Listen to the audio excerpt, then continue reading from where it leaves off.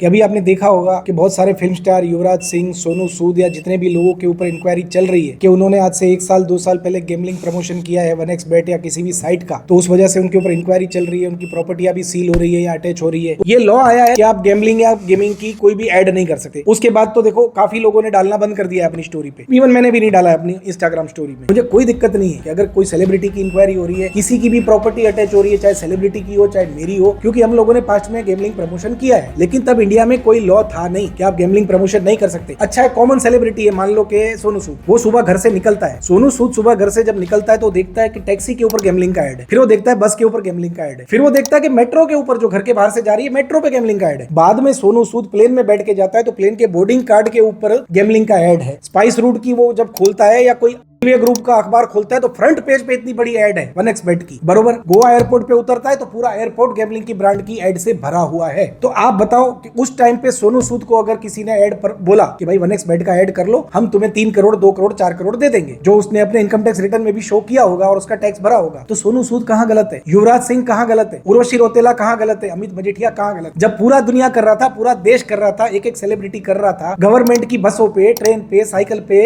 हर एक के पिछवाड़े पे तक ऐड लगी हुई थी, कंबल पे, खटिया पे, साइकिल पे, तो अगर हमने ऐड कर ली तो क्या गलत किया भाई?